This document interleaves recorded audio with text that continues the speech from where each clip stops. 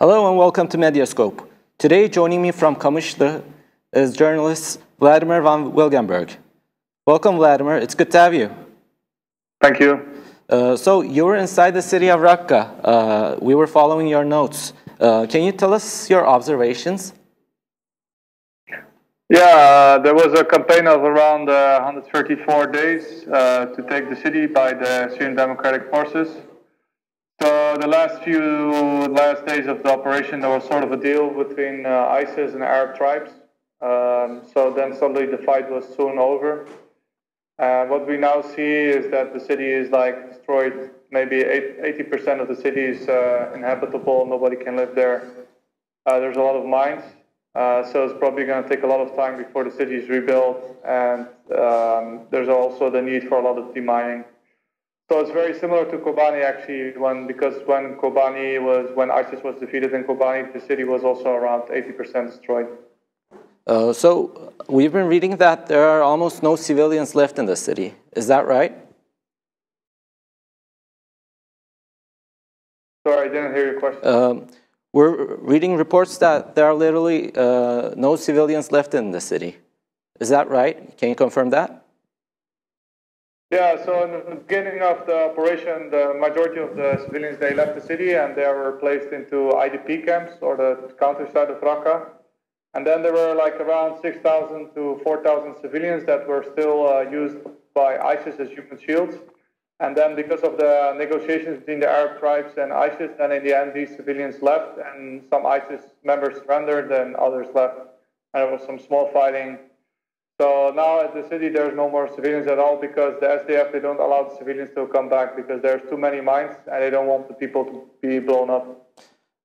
And there are reports based on Russian claims that the coalition forces destroyed the city with intense bombing.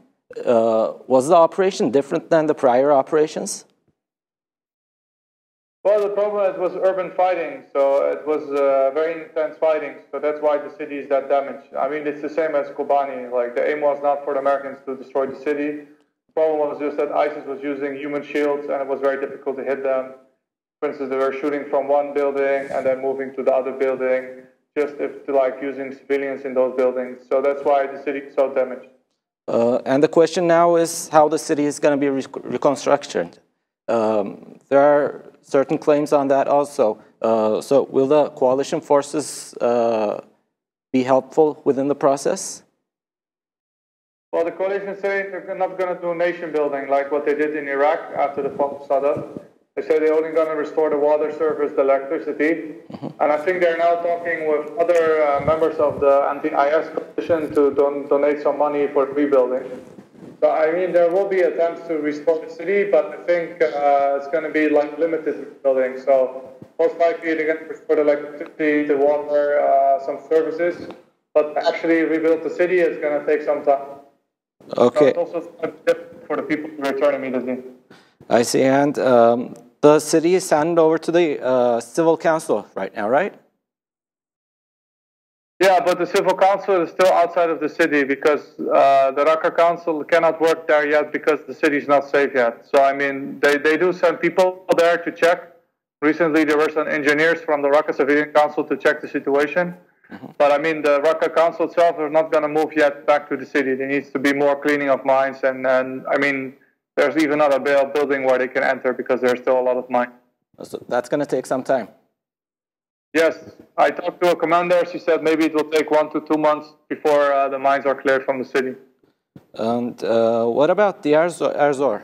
Do you have any update on that location? On where? Deir ez-Zor? Yeah, Deir ez-Zor. Well, Deir ez-Zor is not much changed. Recently, the SDF, they took a very large oil facility, I think. The regime there with Russian support have taken Mayadi. So there's sort of a competition there between the SDF, backed by America, and the Syrian government, backed by Russia, for these areas in Deir ez-Zor. So yeah, until now, there's just the countryside of Deir ez-Zor left and Abu Kamal, which is a very important border crossing with Iraq. Until now, the battle is still going on for that. And do you have any information on the Conoco gas plant? We heard that it was seized by the SDF forces. Can you confirm that? Yeah, it was seized today by the SDF forces. It was also confirmed by the US-led coalition, so it's true. Okay. And what's next for the SDF forces? We've heard that the SDF is planning to move on to Idlib. Do you have any information on that? Well, I'm not sure if they're really going to go to Idlib, but they made like an Idlib military council. That maybe shows ambitions that they want to fight in Idlib. But they say they want to fight against Al-Qaeda at Idlib.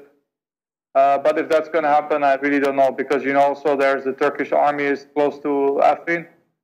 And I think between the SDF-held areas and the Nusra-held areas, there's the Turkish army. So I think it's difficult for the SDF to attack that area unless they want to attack the Turkish army.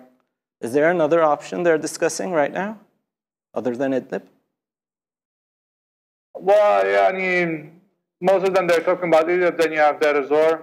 And apart from that, there's not other operations planned. So.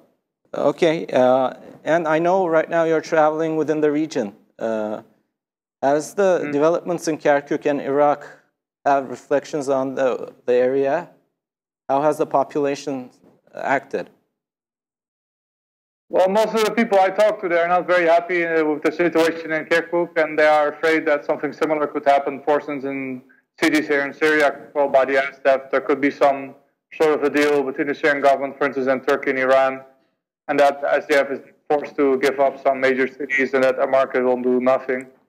But officials say this is completely wrong, because here the situation is different. The Syrian Kurds didn't do an independence referendum. They didn't try to separate from Syria. They say we just want to have autonomy within Syria. So maybe the situation will be different, but you never know what's going to happen in the next year. Have there been any talks between the Assad government and the Kurds in Syria? Well, in the past they had contacts, especially through the Russians, but now I don't know if there's any talks. They said they are open to talks with the Syrian government. And also the Syrian foreign minister in late September also said they are ready to talk about some form of decentralization. But also you have statements of the Syrian president that Syria is one country and that Kurds are not allowed to succeed from the country. So there are conflicting statements. Did your sources tell you anything about their intentions? It hasn't changed, right? I mean, the intention to talk with the Syrian government about some form of decentralization is something new. But I haven't heard anything new about talks between the Syrian government and the Kurds right at this moment. But anything is possible, because the Syrian government, they still don't trust Turkey. Despite that, Turkey is now more willing to work with Russia and Iran to follow their own interests in northern Syria, as we've seen before in Aleppo, and also with the Euphrates Shield operation, because this was not possible without the support of Russia and Iran. So yeah, like, it's still possible. Okay, so right now everything's on the table.